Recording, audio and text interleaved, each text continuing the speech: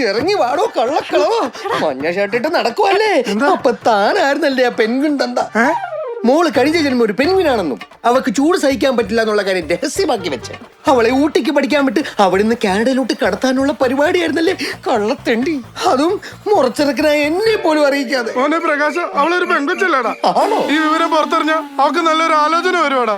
അവളെ കെട്ട പിന്നെ ഗന്ധർവം വരും. തനിക്ക് പിന്നെ നമ്മളെയൊന്നും പിടിക്കില്ലല്ലോ. അന്ന് ഞാൻ കോളേജിൽ പഠിക്കുന്ന കാലത്ത് അവളോടൊപ്പം ഇരുന്ന് കൊച്ചു ടി വി കാണുമ്പോ താൻ മാറി എന്താ പറഞ്ഞേ?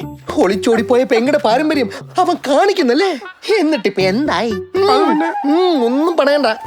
വേലയും കൂലി ഇല്ലാതിരുന്ന സമയത്ത് സുധാകരന്റെ മോൻ തലതെറിച്ചവനാണെന്നും കൊച്ചിയിൽ ലിവിംഗ് ടൂതർ ആണെന്നും ഇവിടുത്തെ വസന്തങ്ങളുടെ വാട്സ്ആപ്പ് ഗ്രൂപ്പുകൾ മുഴുവൻ സ്പ്രെഡ് ചെയ്ത ഡിജിറ്റൽ മാർക്കറ്റിംഗ് എടുത്താണ്ടോ. എന്നാ താൻ കേട്ടോ, തന്റെ മോളുടെ കഥകൾ മുഴുവൻ ഞാൻ പ്രിന്റ് ചെയ്ത് രചന ഹിസ് ടു ഹോട്ട് എന്നുള്ള ക്യാപ്ഷനും വെച്ച് ഇവിടെ മുഴുവൻ ഫ്ലെക്സ് വെക്കും, ലൈവ് പോവും, കൊള്ളാവുന്നവരുമായിട്ട് കൊളാബും ചെയ്യും ഞാൻ. ചതിക്കല്ലേടാ മോനെ. ചതിക്കും. മതി.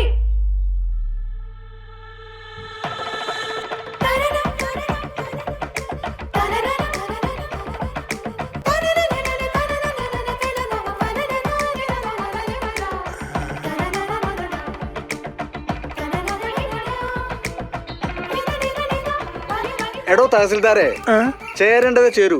ഇതാണ് പ്രപഞ്ചത്തിന്റെ മാച്ച് ഫിക്സിംഗ്. പണ്ട് ആദ്യമായി ഫോൺ വാങ്ങിച്ചപ്പോ കോളർ ട്യൂണായി പുതുവെള്ളയും വഴി സെറ്റ് ചെയ്ത് തന്നപ്പോഴേ ഞാൻ വിചാരിച്ചതാ നമ്മൾ ഒരേ വൈബാന്ന്. എനിക്കും അതെ.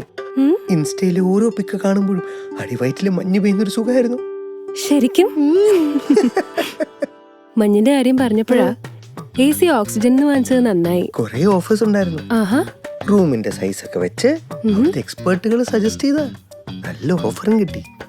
അതും 0 ഡൗൺ പേയ്മെന്റിൽ. ഇതിലിപ്പോ ഇത്ര ചിരിക്കാൻ?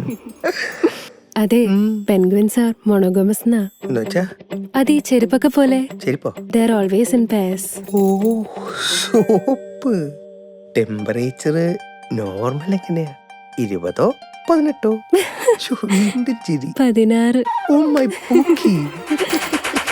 കേരളത്തിലെ ഏറ്റവും മികച്ച ഓഫറുകളുമായി ഓക്സിജനിൽ കേരളം കൂളാകും AC ഡിസ്കൗണ്ട് സെയിൽ.